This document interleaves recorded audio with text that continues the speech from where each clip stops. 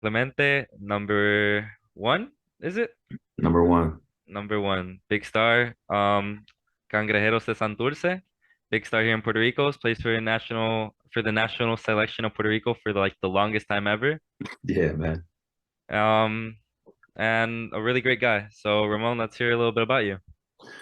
What's good, man? Let's see. I'm from Queens, New York. Born and raised Queens, New York.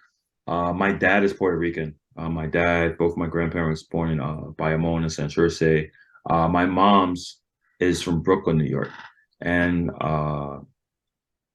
most of my life I've been to my mom's side. As far as like my Latin side, I really didn't get in tune with it, like really like into the heritage until 2009 when I first came to Puerto Rico. So before that, it was just, my grandparents and my grandpa barely speaking English. And that was like the closest I really got to like Puerto Rico. So here I am now, though. All right. How long have you been playing for Santurce? I did a year in Santurce. I did a year in Santurce. I'm going my second year. I have a 2-year contract with them. I've been playing in BSN in Puerto Rico since '09. I think I have like a 14-year career going on 15 coming up. So 15-year professional career coming up right now. So yeah, it's been a little minute, man. I'm becoming an old man in the game of basketball. You got injured recently. Yes, How yes. how was that for you? Very difficult mentally. Physically, it was cool. It didn't really hurt, but to be out there and not being able to perform the way you know you could, it was type mentally draining, man, because you want to give the people their money's worth, and not being able to go out there and compete and do what you do, it really hurts. It hurts mentally, uh, but it takes a strong person to just stick with it and knowing this comes with the game and just pushing through. That's all. Do you feel like your background helped you a lot getting through that adversity? As far as what do you mean my background? Your background as in how you grew up, because you were talking in challenge about the difficulties, your GED, Oh, all the rough yeah, situations yeah. you went through. 100%. This situation is minor compared to the things that I've been through in my life. Uh, in my position, a lot of people would have probably folded and just said, "Yo, I'm done. I'm retiring." But for me, it's bigger than that. What do I look like having a setback, and the next person that's in the position when they see that, it's kind of like, well, these guys quit. I might as well do the same thing. I read the Kobe book when Kobe had his Achilles injuries. Like, when people do stuff like that and they leave things behind to trail, stuff like that pushes you to take it as a challenge. And like you mentioned, the things that I've been through in the past, it's like this right here is like, bro, don't forget where you come from. Don't be too privileged to think that, oh, well, I'm hurt and, like it's okay. Like, no, it's not okay. You got to push through and come back stronger. All right, all right. And let's hear a little bit more about your past. You said you grew up in Brooklyn, New York, right? Queens? Queens, New York. My mom's is from Queens, my Brooklyn. bad. Um, Um, you you were got talking it. about that in challenge, all that adversity. You said you were working at a retirement home, if I'm not wrong. So I worked at the time when I decided to make a change in my life. This is why I love to talk to kids because sometimes as a kid, we look at grown-ups and we think that's the time we make the changes in our life. That's the time we make decisions in our life to make change. And the truth is, the time when I decided I wanted to make change, I was around 17, 18 years old. And I took it upon myself. Like, no one said, Ramon, you have to do this, this, and this to be this. It was just something that I felt like it's what I needed to do, not knowing what the results were going to be because the route that I took, I've never seen it done. But I know all of the other options that I tried didn't work. Hanging out in the streets and with my boys and doing all the wrong things didn't go well. So let me try something different. And with that, when I decided to switch things up, that's when I decided to go get my GED. I dropped out of high school. It wasn't something that was popular in my household because it wasn't the norm. My brother, he had his high school diploma, so he set the bar, and it was kind of like you have to get this. So for me to say I'm going to go get my GED and then I'm going to college, it was like how no one heard of that. So I had to pull away from everyone because everyone's saying go back to high school, but I'm gonna try something new. I had to pull away from everyone. I had to go get my GED, and the GED program was in Queens, New York, at a veterans home, and we would push old people around. Sorry, I have seniors. I don't want to say old people. That's a wrong way to say it. we used to push seniors, like people from Vietnam and World War. Like it was crazy because when you go to their rooms, it has the war that they fought in. So you do some classwork like an hour and a half to start your day off, and then it's like, all right, 2, 3 hours, 3, 4 hours. Sorry, you're pushing older veterans around, and on top of that, to keep me focused to stay out the streets, I went and got 2 jobs. I was working at McDonald's, I was working in a movie theater. So I had a full schedule where it was wake up in the morning, go to the GED program, from the GED program, go to work. And it was every day. And like I always say, it was never for money. It was to keep me out of the streets. It was to keep me out of trouble. It was to keep me focused on like just get this going. The job I was getting 5.25 per hour, minimum wage. So it was the money paid my phone bills, if anything. I go to some parties and that's about it. Just have fun, getting some food here and there, but nothing to change my life. And that right there is something I always preach to the kids, to find something to keep yourself busy, with a goal in mind for sure. Was that exhausting emotionally, but was it also firing, how do I say this? What kept you through all that? Was it all that dedication you had through all that adversity? I was locked in. I was locked in. I was never tired. The movie theater was pretty cool, actually. The McDonald's job was very tiring. I'm not gonna lie. As I sit back and think about it, the travel was real far. The work that I was doing for the money that I was making was not worth it. My boss wasn't the best, and it was very demanding. The movie theater was more chill.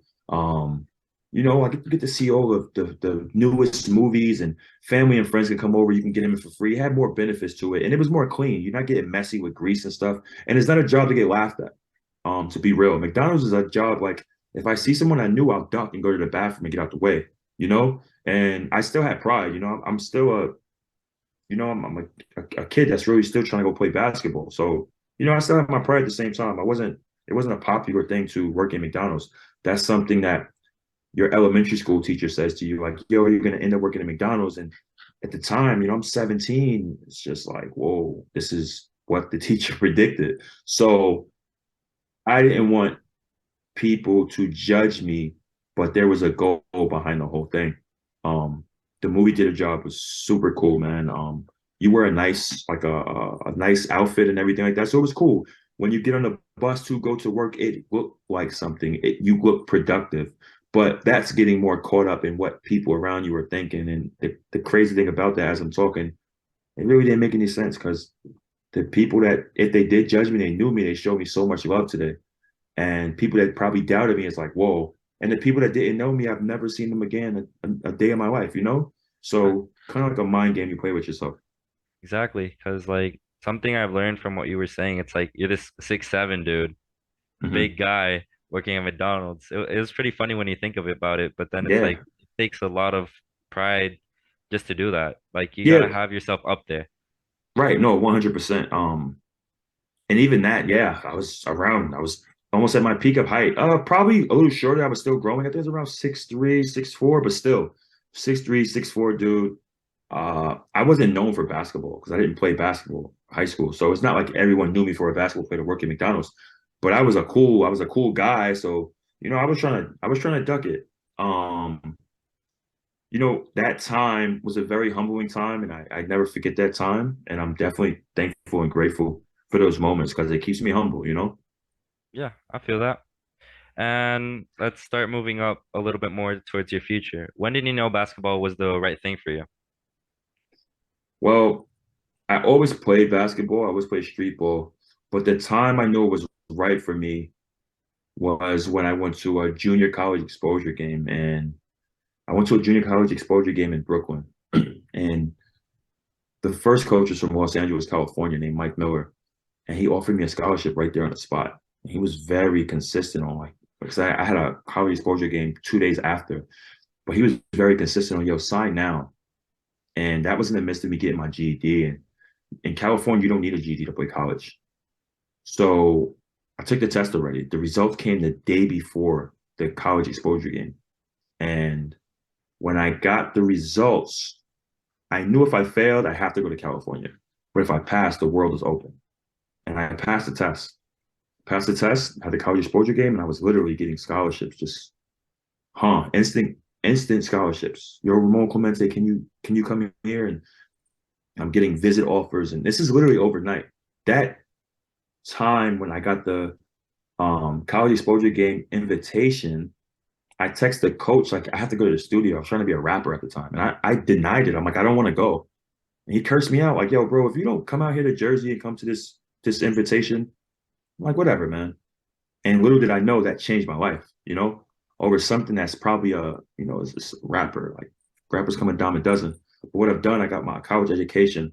Um, I'm able to play a professional career for going on 15 years. I'm able to see my Puerto Rican side, my family making new friends. Like we wouldn't be talking if I didn't go to that exposure game. So that's when I knew the game of basketball. That's when the things are getting real. When those scholarships came and I was getting visitation offers and stuff, and I was going out on visits. I was in Arizona and Texas within a week. Like literally, I was a kid that was in the streets all the time, working at McDonald's in the movie theater. And literally overnight, I'm in Arizona, I'm in Texas, and I'm in all these places visiting schools. And it was like, this is crazy, man. And was that as well mentally exhausting getting adjusted to that new life of yours? No way, no way, no way. Because I changed my life, man. I was towards the time when I was working in the theaters and stuff, and I was kind of arrogant, and cocky, but I had to be. I had to psych myself up to tell myself like, yo, you're that guy. Because I was put down so much that if no one's gonna cheer me on, I'm gonna cheer myself on. But it was to a point where it was like disgustingly just too arrogant. Too But it cocky. worked. Yeah, for me, it worked. Um, so it was like I said, it worked for me. That's what I had to do. Um, in this game of basketball, like especially during the time when you're young, there's other people that's bigged up, that's on TVs and newspapers that put in the work, that made the high school basketball team and stuff. And I'm just a kid from the streets. Nobody's gonna really vouch for me. I had to vouch for myself and I had to put in the work. And once I got the opportunity to do it, I promised myself I'll never go back. And I never failed a college class or anything like that. I made sure I put in the work. It was like a second chance for me. In high school, I was terrible. I never went to class. So to get Ramon, you have a second chance, bro. Like you cut all the corners that you can cut. And there's people that went to class every day, passed all the tests and all these things, and didn't even get a chance to go to college. So that second chance that I got, I promised myself to take full advantage of it with no excuses. And I was a very militant dude when it came to being a player, a student, um, and that was just my grind, and I knew the arrogance that I put out there before college, I had pressure to back that up. And I don't want to say I backed it up, but I'm 17 years in right now. Yeah. 17 years in right now since. How's that gone for you? Like, do you just look back now and been like, damn, look at all this progress I've made? It changed my life. Usually it doesn't really hit me until I go downstairs in my trophy room. In my trophy room, man, I have my first basketball jersey up there. It's like a museum in my trophy room. I have every piece of basketball history in my life in that room. And sometimes I get all sentimental and I get sad over other things. I make sure I go in this room and I like humble myself. It's like, yo, this is what you come from. And every jersey and every trophy that I look at, I can think of stories. I can think of those times. So I try to embrace uh, what I've been through. I embrace it. It's not easy. When you look at it, it's like, all right, you see a bunch of stuff. When you really look at it, it's like that was a lot of time, effort, miles, and work that was put in. And I'm grateful for it. Yeah. And when you went to the youth challenge, when I was in there, Mhm. Yeah. what was in your mind when they request for you to come? How was that? Let me tell you a funny story. So when I came there, I got my guy Ricky in Louisville. He's like my man. He's the guy behind everything. He does all of the findings for me, and he gets the people to reach out because I don't. I'd be so busy with basketball and stuff. My guy Ricky, we just became a great team, and he told me like, yo, we have a place youth challenge in Ponce, right? Juana Diaz. Okay, Juan Diaz, and he told me like, yo, they have. I didn't know what to expect. So when I walked in, I seen so many of you guys. I was just like, wow. I think that's probably the biggest crowd that I spoke in front of as far as motivational speeches. And I came in there with notes. I came in there with notes on my phone. And one thing about Puerto Rico, my Spanish isn't the best. So I'm used to having a translator with me.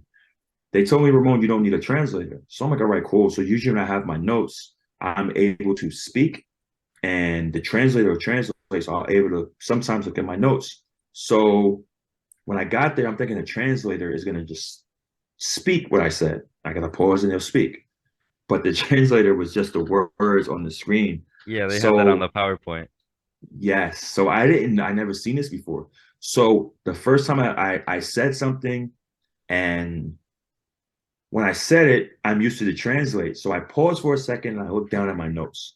When I looked down at my notes, it was an awkward moment of silence for about maybe 6 seconds or 5 seconds, but it was too awkward. And even when I do my podcast, bro, I don't do scripts or anything like that. And in that moment, when I felt that silence, I'm like, bro, if you do this for another 40 to 45 minutes, it's going to be a disaster. So instantly, when I looked down at my phone, I pressed lock. I locked the phone. I scratched all the notes, and I just spoke from the heart. And I went off the energy of the room. Um, as I spoke on certain things, that's why a lot of times I had you guys reach your hands in the air and stuff. And I had to feel the room to see where I was at. Because if I asked you guys, who's having problems in class? Raise your hand. And no one raised their hands. It's like, all right, this is not that type of crowd. But who's having issues? Who's having mental issues? Who has personal issues? Who's had issues at home? Those type of things, when people are raising their hands and you see the expressions on their faces, it's a different ballgame. Now I know how to read the room. I know where we can go with this. So that was probably one of my favorite times also speaking for sure, man. You guys reaching back to me and getting the feedback from you guys and hearing you guys' personal stories, it was everything for me, man. That really meant a lot to me for real. Because personally, when you went there, I was like, I've seen this guy before. I'm like, yeah, he Hmm. has to be from BSN. Yeah. And then I'm like, yeah, he plays for the Cangrejeros. Hmm. And then when you were like, I'm really shy. I'm a shy person. I'm not really that outgoing person. Hmm. And then when you were like the basketball thing, I was like really motivated to go up. But then I was like, maybe I can just talk to him one on one, maybe. Right. And then the lady in the purple hair, um, she's the one who let me talk to you, Yeah. fortunately. Yeah. That was And well. then I went up to you and then I asked for all that advice of you. Bro, like Hmm. I'm not gonna lie about this, bro. Like you were like a huge motivation for that. I was like, I can't wait to get out, man, and tell him that I Hmm. did it. Like, Nah, man. When you sent me that post on Instagram, I was super happy for you, bro. I know what it's like to be in situations that you have to fight through. Um, I know everybody's not at youth challenge because they wanted to be in youth challenge, you know? Um, I know we all have our ups and downs, but to accomplish something is huge, man, because those things stick with you forever. I have my associate's degree, I have my bachelor's degree. And the degree that means the most for me is my GED, man, because I knew that was gonna open doors to change my life. So the bachelor's in so I still didn't pick up my diploma from my Wichita State University, my bachelor's degree. I went overseas and never came back. But my GED diploma by far is the most important degree to me. right now, like you can't see it, but mine's like right there. I always keep it right there. I always keep Yeah. my medal. I didn't get honors because of 1 point, because I got 3.4 instead of Hmm. 3.5. Yeah. But that's like my biggest achievement. So now I always carry this ring, never take it off. Oh, This that's is my fire. graduation ring. Uh-huh. I feel like it's such a big pride just to graduate because it feels like you got like the biggest weight off your shoulders. Yeah. Yeah. And the good thing is, you know how it goes. If things don't work, what's going to happen after this, And that's one of the scariest things, especially at that level, because like my GD is not as equivalent to you guys, but my GD was your youth challenge. If I don't pass the GED, I take steps back. I go back into this world that I didn't want to be in. But if I pass this, I got all this in front of me and I can choose where I want to go. Same thing with the youth challenge. Exactly. For you guys, if things don't work out your way, whatever it was before, it's still kind of like that. Now you have to try to figure it out again. You Yeah. pass that, and you can literally, like, you tell me all these things you're about to do. Like, bro, you got options. That's no better thing than having options. Options is one of the best things you could have in life instead of being forced into doing something or, doing things that you don't want to do at all, like just cause. How would you say the youth motivates you? The youth motivates me because, like I said earlier in this interview, I haven't seen certain things done. I've never seen, I've never heard of anyone say I went and got my GED and went and played college basketball, had a professional basketball career. I know there's kids out there that if they were anything close to me, they think they're like mess ups. Uh, they think they do the wrong things based off their immaturity or whatever it was. And one of the best things that happens to me, I went to my high school and I spoke to my dean, Miss Simmons. Miss Simon or Miss Simmons? Miss Simon. I spoke to Miss Simon and I came back and I had this grudge in me. And it was like, yo, when I graduate college and I'm playing pro, I'm gonna go back to my high school and I'm gonna show them like, yo, I did this. Look at this. Look at me now. And when I got there, she said, come to my office, Ramon, and we spoke. And I told her, like, yo, Miss Simon, I can't lie to you. I came back with so much vengeance to show you guys off, like, and show them, look what I did. But while I'm here, you guys are showing me so much love. They're walking me through the school like I'm some celebrity. And she said, "Yo," I said, I thought you guys thought that I was a loser. And she said, Ramon, you wasn't a loser, you was a kid. So when she told me that, something that I carried for so long, it wasn't what I thought it was. Um, when kids make mistakes, we think that we're mess ups, like we did this wrong, life's over, things aren't. Nah, make your mistakes. Like get them out the way. You can't, first of all, you're a kid. You have to try things. When mom says, don't touch this because it's gonna burn you, you touch it anyway, and it's hot. You'll never touch it again. So to make your mistakes to an extent, to make your mistakes, you have to make them, get them out the way, and try not to do them again. Correct these mistakes. So to the youth, which motivates me the most, I put my mistakes out there. I try to be as vulnerable as possible to say all of the stupid things I've done, all of the ignorant things I've done, the things I've lacked of, the motivation I didn't have, and never have excuses for it. Just say the things that I've done, but say the stuff that I did to overcome it as well. So, yes, I didn't go to class. Yes, I used to cut class every day. But when I had a chance to go to college, I made sure I never cut class. I made sure I passed all my classes. I made sure I turned my life around because these are the results that could happen. So for me, the youth is everything because if it wasn't for that time and that turnaround for me around the 17, 18-year-old range, my life would be totally different. If I didn't decide to make that change then, things would be we wouldn't be talking right now, 100%. I get that. Because, like some people say, how are you going to get up if you never learn how to fall?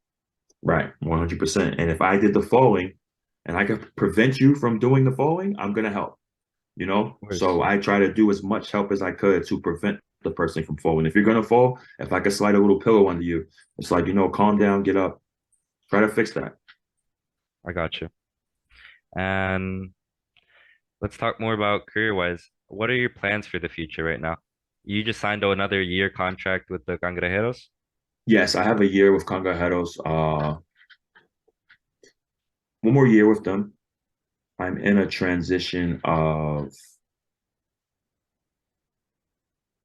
it's not so much of figuring out what I'm going to do after basketball, debating, Ramon, how much longer do you want to extend your career?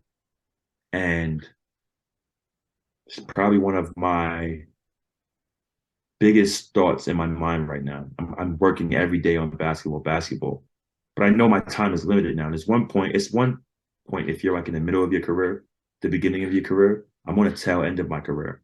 And people always ask, yo, what are you gonna do after basketball? What are you gonna do after basketball?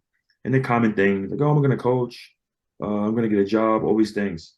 But for me, I want to do what makes me happy. Uh, well, I guess I can say it on here. I wrote 3 books right now. I'm waiting on the right time to put it out. I wrote an ebook and 2 children's books right now.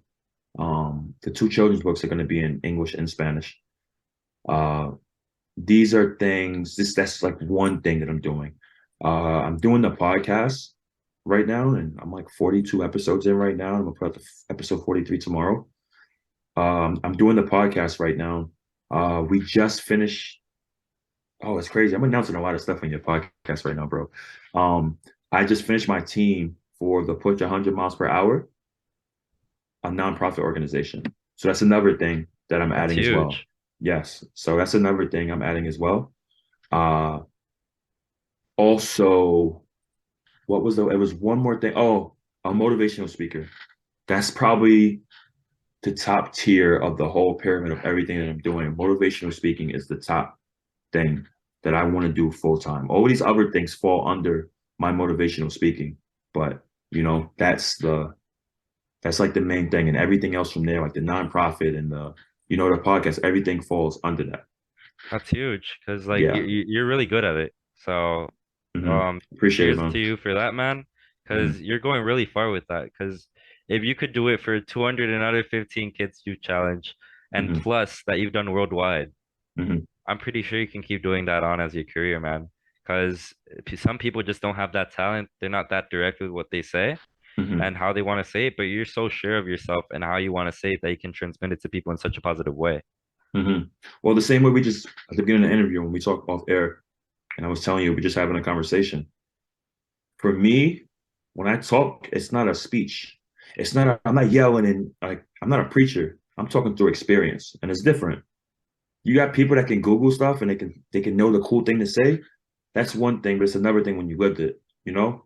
And for me, I think it connects deeper when you have real stories and you're not just saying cool quotes and words that rhyme and that get you going for the moment. Like, nah, I'm not gonna be out here yelling and stuff and being someone I'm not. I'm gonna tell you what I've been through. I'm gonna tell you the results. I'll have some metaphors in between there and some things that make sense. But for the most part, I'm gonna be real. And that's just my strategy of my motivational speaking. And it might not touch everyone, but I make sure the room that I'm walking in, I'm gonna make sure I touch enough people. All right, I got you, man. Mhm, Um, I think we're going coming to the conclusion now because mhm. unfortunately Zoom gives us a limited amount of time. That's all good. But it's been an honor having you as a guest here on the Mhm, podcast. First episode, number one, mhm. dedicated to Ramon Clemente. Hey man, I appreciate it. Thank you a lot for being the first guest, the first person to step up and just be like, damn, let's help this kid out. Let's start Yeah, this thing going. It's I'm been here, a dream bro. of mine to start this. Anytime, man. Some advice I can give you before I get off here. I even with just the podcast alone, just do it. You know what I mean? Just do it. Don't worry about how many listeners you get. Thing is, get the material out there. When it catches on, it's gonna catch on. And there's nothing better than having the material out there because I catch on the podcast now, and I caught a podcast the other day, like 80 episodes in. I just press play and just let the podcast play all day. It's so interesting. So don't get discouraged off numbers or anything like that, bro. Like let it flow. And then as far as like your personal life, we talk a lot if you're doing the streaming or whatever it is, like going back to school, you should go back to school in iOS and all these things, have fun, make your mistakes, but not too many mistakes that's, like will get you in trouble or anything like that. Make your mistakes, live your life, and don't think too much.